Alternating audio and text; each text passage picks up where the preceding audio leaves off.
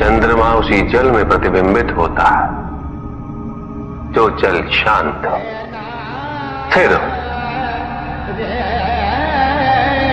यही तो समस्या होती है मन की।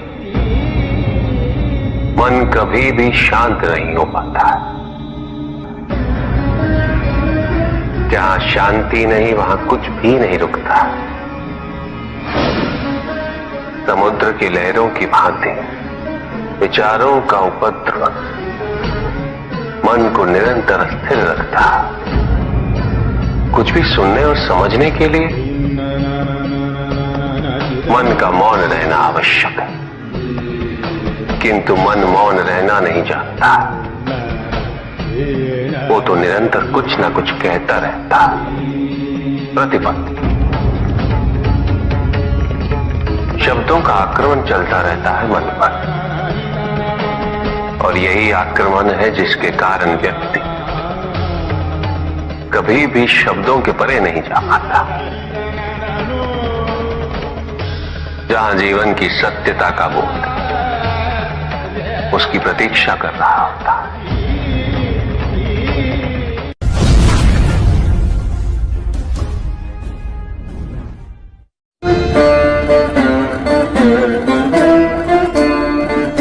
मैं वो हूं जो नहीं है,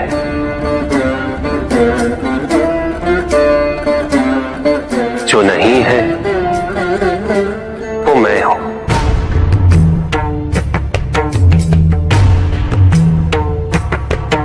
चिरकाल तक सभी को यह स्मरण रहे, जब आप में श्वास है तो मैं आप में हूं।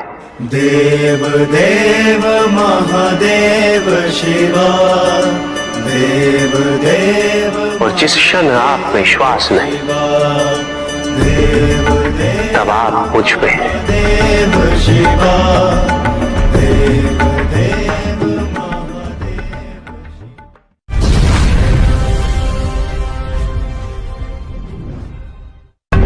सत्य को जानने के लिए वन में जाना अनिवार्य नहीं है। अपने निजी, पारिवारिक और सामाजिक दायित्वों का परित्याग भी आवश्यक नहीं। सत्य तो सदैव हमारे साथ है, हमारे सामने है, किंतु हम स्वयं धीरे धीरे उस पे अपने क्रोध, अपने अहम, भय, विचार और महत्वाकांक्षाओं जैसे कई आवरण चढ़ा देते हैं।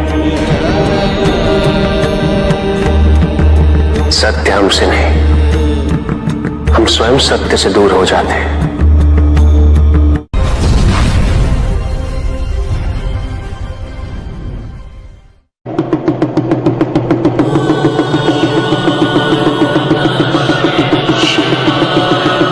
जहां न अमृत, न विष, न सुख, न दुख,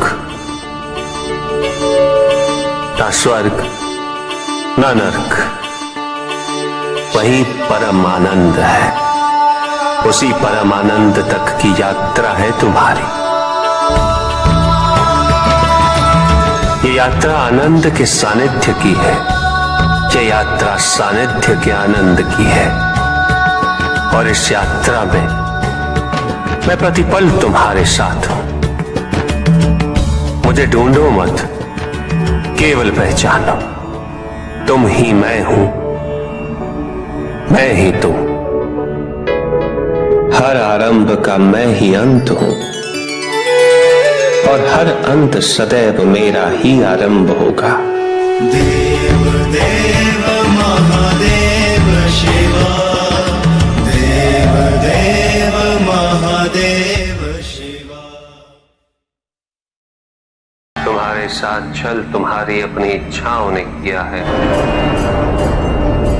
तुम्हारे हट ने किया है,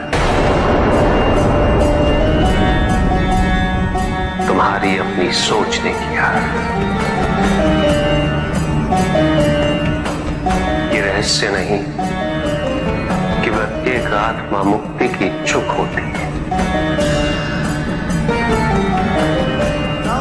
जो मरता है वो है पंचभूतों से निर्मित शरीर।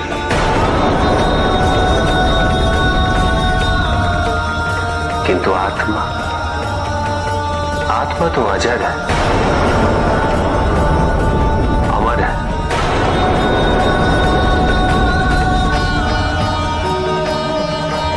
जिसकी यात्रा मोक्ष पर संपूर्ण होगी।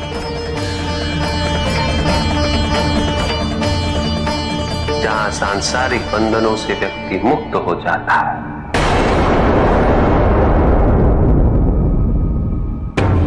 सारी इच्छाएं लुप्त हो जाती। किंतु तुमने तो कभी सत्य की खोज ही नहीं की। तुम तो सदैव उन तत्वों को ढूंढते रहे जो तुम्हारे अहंकार के पोषण हेतु आवश्यक थे।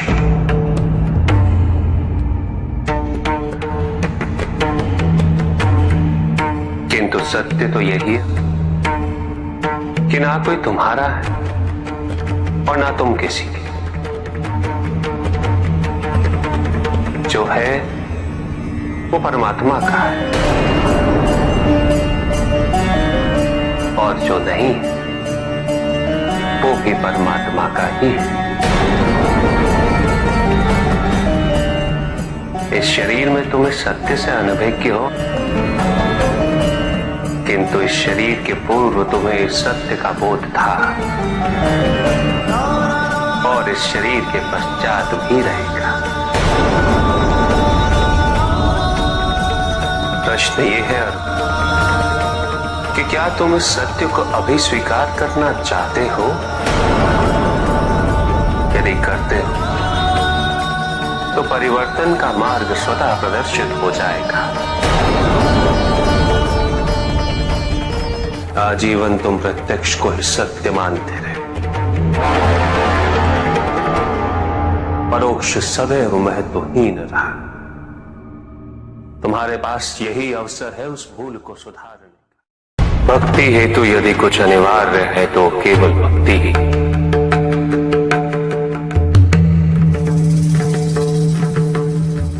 किंतु प्रश्न ये है कि क्या आपकी भक्ति संपूर्ण है?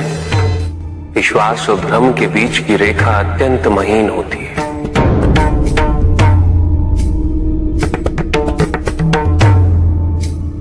असंख्य व्यक्ति ये नहीं समझ पाते कि उनका विश्वास है या भ्रम।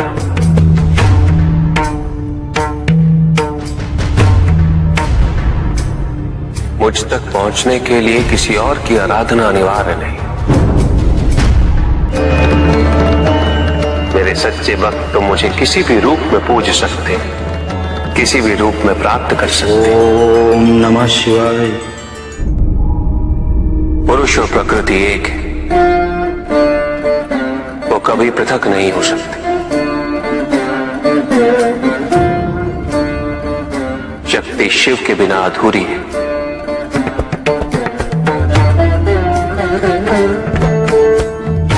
और शिव तो शक्ति के बिना शव के समान है। शिव शक्ति पुरुष प्रकृति का संतुलन सदैव अनर्थकारी सिद्ध होगा। शरीर में यदि स्त्री तत्वों की ऊर्जा नहीं तो शरीर निर्जीव है।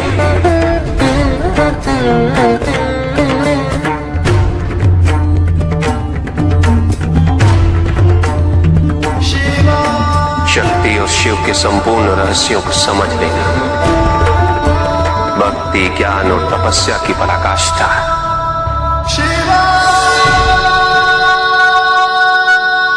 जब ज्ञान के लिए शब्द पर्याप्त ना हो, उदाहरण प्रस्तुत करना अनिवार्य हो जाता है। केवल आपके लिए ही नहीं, अपितु आपके माध्यम से समस्त संसार को शिव और शक्ति की संयुक्ता से पुनः अवगत कराना इस प्रसंग का उद्देश्य था, जो पूर्ण हुआ। महादेव महादेव।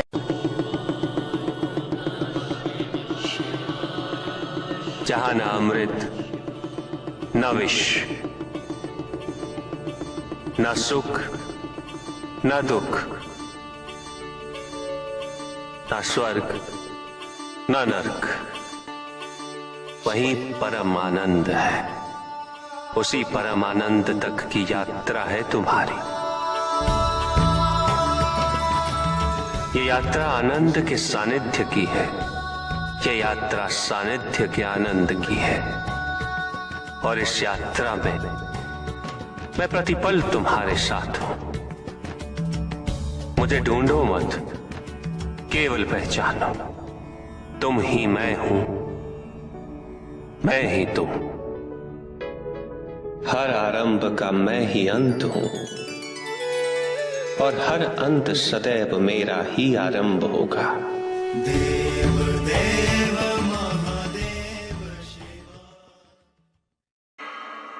पंडित महोदय को अपने अंतिम उत्तर का तात्पर्य बताओ।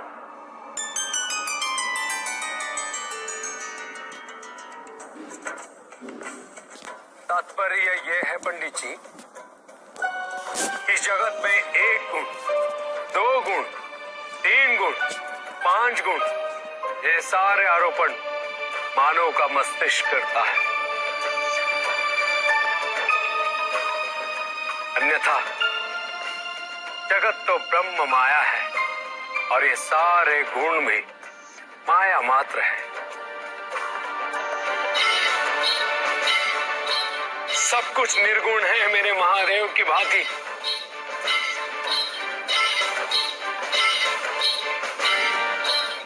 और गुण तो मात्र लीला का नाम है। साधु साधु साधु साधु। किंतु प्रभु, ऐसा कोई ज्ञान तो इस संसार में है ही नहीं। वेद तो ईश्वर की आराधना, व्रत, तप, ज्ञान आदि क्रियाओं से करना सिखाता है। तो फिर निर्गुण वाली बात सत्य कैसे हो सकती है? वेद में ही सारा ज्ञान है पंडित महोदय। वेद का सही अर्थघटन करना इस समय संभव नहीं। अनंत शिव प्रजापिता ने वेद के मंत्र दी ताकि मनुष्य मात्र अपने गुणों के माध्यम से निर्गुण तक पहुंच सके।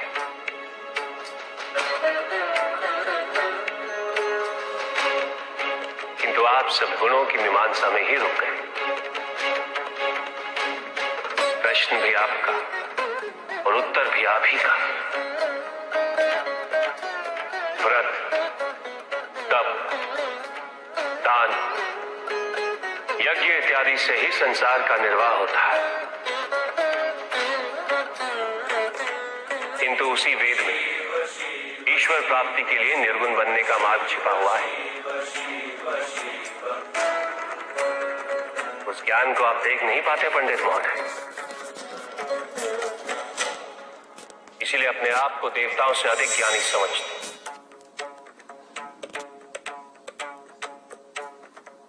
पंडित महोदय, ज्ञान का भ्रम अज्ञानता का प्रथम लक्षण है। इस प्रकार भरे हुए पात्र में कुछ नहीं समाता, उसी प्रकार ज्ञान के अहंकार से भरे मन में अधिक ज्ञान नहीं समाता।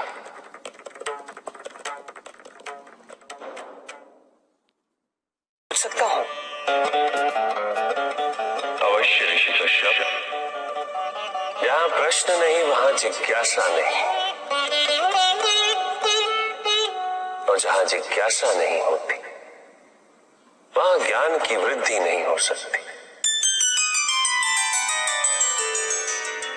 निसंकोच होकर पूछिए।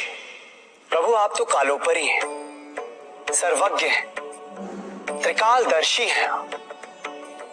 चारों ओर ये जो अज्ञान का अंधकार फैल रहा है, उसमें ज्ञान का मूल अर्थ कहीं ना कहीं खोता जा रहा है। मेरा आपसे विनम्र निवेदन है प्रभु, किसी अन्य विषय पर चर्चा आरंभ करने से पूर्व हमारे और इस समस्त संसार के कल्याण और मार्गदर्शन हेतु आप ज्ञान की मूल परिभाषा से एक बार हमें पुनः अवगत करवाएं। ज्ञान और अज्ञान की परिभाषा को स्पष्ट रूप से समझने के लिए ज्ञान और अज्ञान की विशेषताओं का स्मरण करना आवश्यक है। जिसके कारण स्वार्थ, विनाश, क्रूरता, अशांति और भय में वृद्धि हो, वह ज्ञान है। किंतु जो व्यक्ति को उदार, निर्भीक, सहनशील और विनम्र बनाए, वही ज्ञान है। अज्ञान की शक्तियां दुरुपयोग करने हेतु प्रेरित करती हैं, किंतु जो अपनी शक्तियों और अपने सामर्थ्य के प्रति अपने उत्तरदायित्व को समझाए, जो न केवल अपने अपितु अपने से पहले संसार के उद्धार हेतु प्रोत्साहित करे, वो ज्ञान है।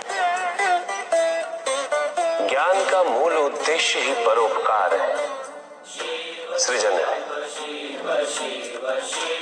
दूसरों की भावनाओं को समझना, उनका आदर करना, यही ज्ञान है।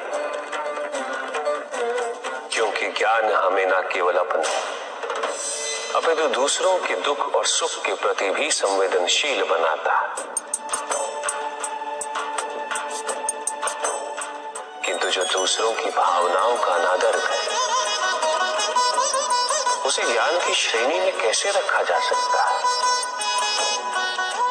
अज्ञान के कारण व्यक्ति सांसारिकता में बंधता जाता है, मोह माया में उलझता जाता है। अज्ञान परम सत्य से दूर ले जाने का माध्यम है, किंतु ज्ञान व्यक्ति को परम सत्य की ओर ले जाता है। ज्ञान मुक्तिदायक है, मोक्ष का मार्ग है, और इस मुक्तिदायक ज्ञान का सर्वोच्च रूप है आत्मज्ञान, और यही ज्ञान की पूर्णता भी है। ज्ञान और अज्ञान का ये अंतर संसार में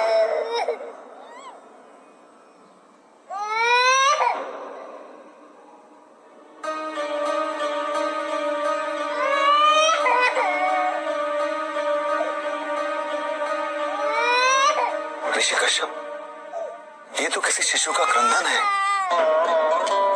विदर्भ देश के राजा और मेरे भक्त सत्यार्थ का पुत्र चालू देश के राजा ने सत्यार्थ की हत्या कर दी।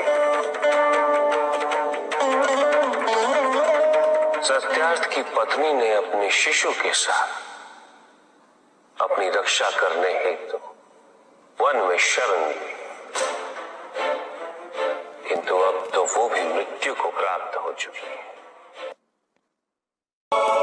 भक्ति का उचित मार्ग बताए हमें, ताकि मेरी भांति दूसरा कोई भूल ना करे। भक्ति मुक्ति का आधार है पुष्पदल, और मुक्ति तो केवल समर्पण से ही संभव होगी। और समर्पण के लिए पुष्प नहीं, स्वर्ण नहीं, आभूषण भी नहीं, रत्न नहीं, धन नहीं, विधि विधान नहीं, केवल अपने मन को अर्पित करना अनिवार्य है। जानना चाहते हो पुष्पधर कि वो कौन से पुष्प हैं जो मुझे अत्यंत प्रिय है? इंद्रियों का नियंत्रण, दया, शांति, तप, क्षमा, ध्यान और सत्य। और जब कोई मेरे इन पुष्पों से आराधना करे, मैं अवश्य प्रसन्न होता हूं। भक्ति में भव्यता आवश्यक नहीं है पुष्पदल, अभी तो सरलता आवश्यक है। भक्त के के लिए ये समझना अत्यंत कठिन हो जाता है। प्राय भक्ति कब मोह में परिवर्तित हो जाती है और ऐसे में पथ भ्रमित होना अनिवार्य है।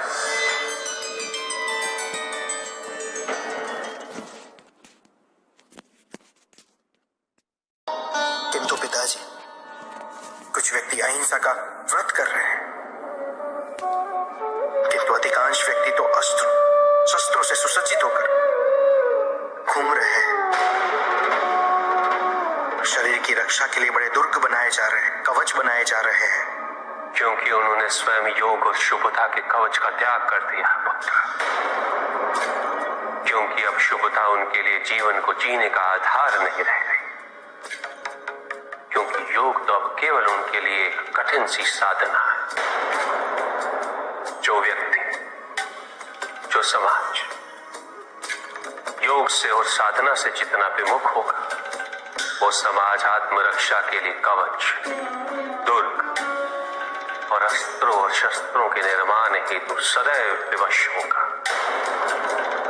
व्यक्ति के अंतर मन से शुभता जितनी ही क्षीण होती जाएगी, योग की अग्नि जितनी कम होती जाएगी, उसके जीवन में अंधकार की अग्नि भी उतनी ही प्रचंड होती जाएगी। समाज में ऐसे अभिमानी और अहंकारी व्यक्तियों की संख्या सदैव बढ़ती रहेगी पुत्र। समाज में उतनी ही तीव्रता से युद्ध और अस्त्रों के अनुनाद की दिशा में अग्रसर होगा। किंतु पिताजी,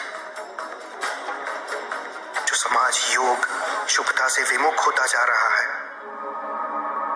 उन्हें कैसे लौटाया जाए? प्रयत्न चाहे एकमात्र किसी के भी धरातल पे चले,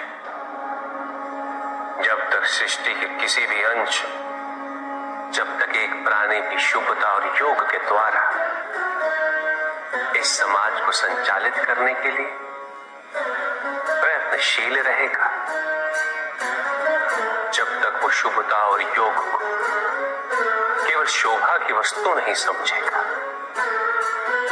तब तक सृष्टि में शुभता की पराजय असंभव है पुत्र। तब तक योग, बल और शुभता का समापन नहीं हुआ है। परिस्थितियां कैसी भी विकट हो पुत्र, अहंकार के अंधकार का आवरण चाहे कितना भी घना हो, आध्यात्म योग और शुभता का एक लघु दीपक भी सदैव उस पर विजयी होता रहेगा। मेरा एक कथन सदैव स्मरण रखना पुत्र, मन के हारने से हार और मन की जीत में ही जीत होती है। अपने मन से शुभता और योग को तुम कभी भी विस्थापित नहीं होने देना।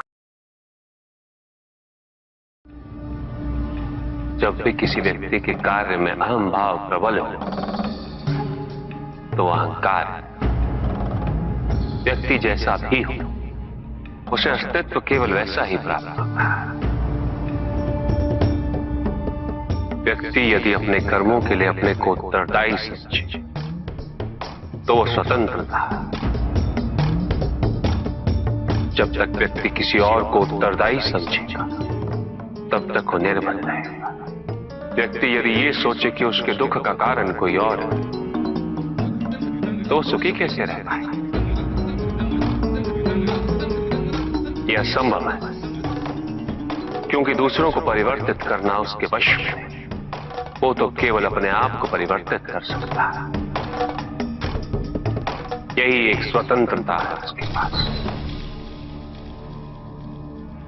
जो पीड़ा है, जो कष्ट है, व्यक्ति के अपने फल है, अपने निर्णय के फल।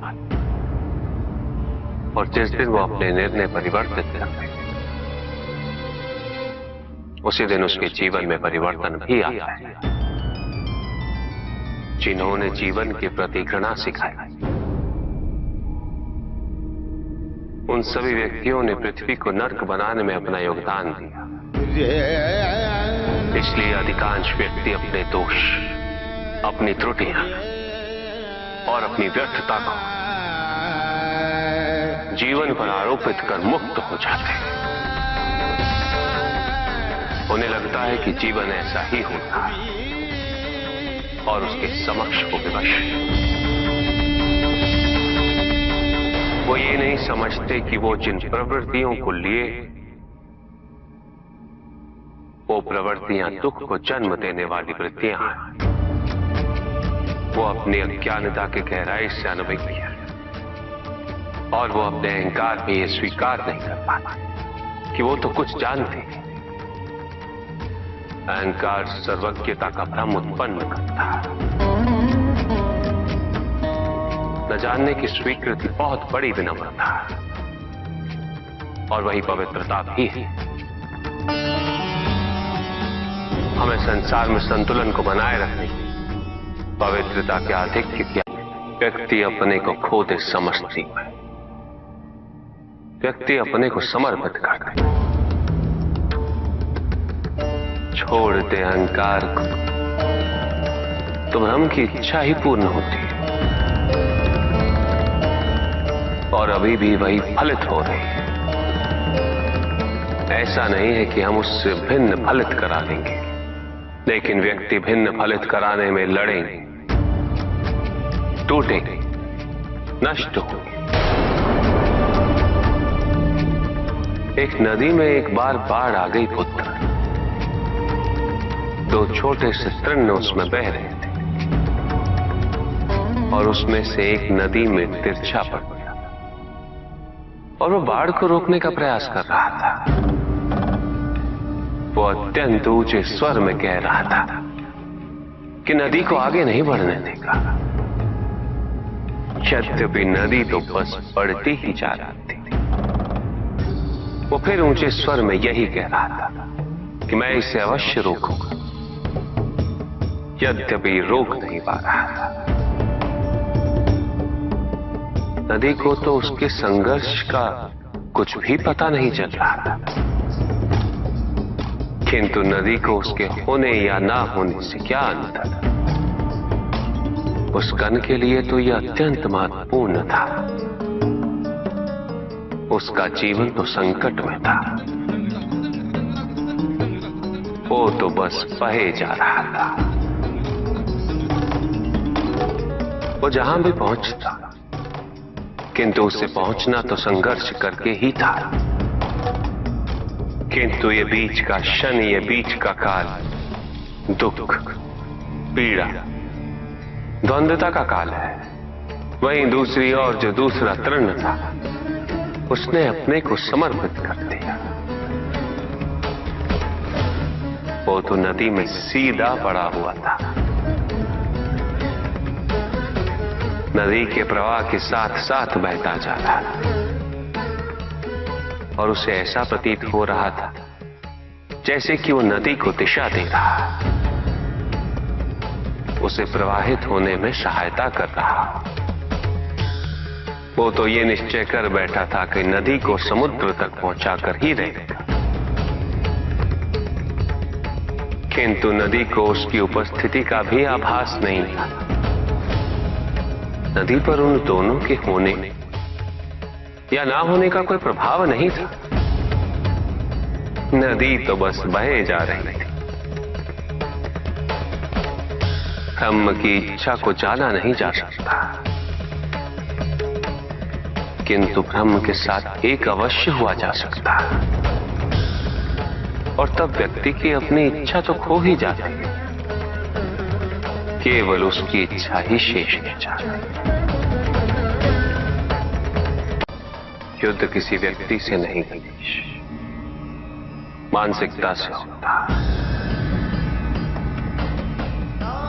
युद्ध में संघर्ष अच्छाई या बुराई का नहीं होता। सभी में अच्छाई है और बुराई भी है पुत्र। युद्ध तो विचारधाराओं का होता है।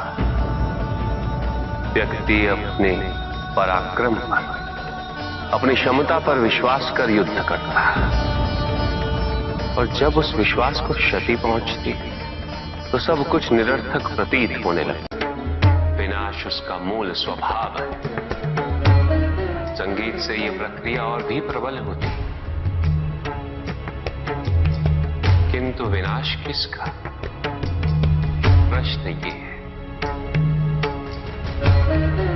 जो विनाश अपनी सीमाओं का, ताकि व्यक्ति अनंतता की ओर अग्रसर हो सके,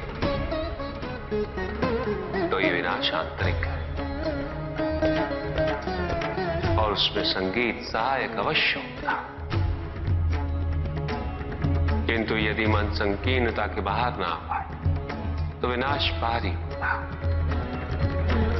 और संगीत इसमें भी सहायक होता। ऊर्जा की अस्थिरता शांति से आती और स्थिरता के लिए अनिवार्य है शांति। अस्थिरता तो केवल अविश्वास से आती है। ईश्वर सच्चिदानंद है, त्रिकाल बाधित है, निरंतर ज्ञान के प्रकाश से प्रकाशित है, आनंद के सागर है।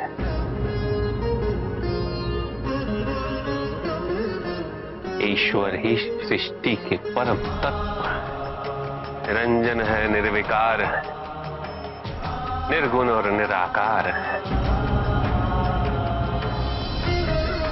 साथ ही सगुण और साकार भी है। और वही संसार के सृजन करता, वही संहार करता भी है। सर्वव्यापी, सर्व अंतर्यामी,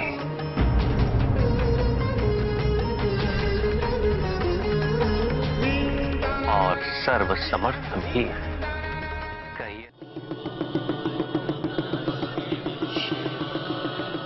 जहां न अमृत, न विष,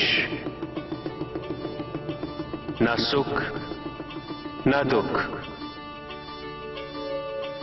न स्वर्ग, न नरक, वही परम आनंद है। उसी परम आनंद तक की यात्रा है तुम्हारी। ये यात्रा आनंद के सानिध्य की है, ये यात्रा सानिध्य के आनंद की है। और इस यात्रा में मैं प्रतिपल तुम्हारे साथ हूं। मुझे ढूंढो मत, केवल पहचानो, तुम ही मैं हूं, मैं ही तुम। हर आरंभ का मैं ही अंत हूं और हर अंत सदैव मेरा ही आरंभ होगा।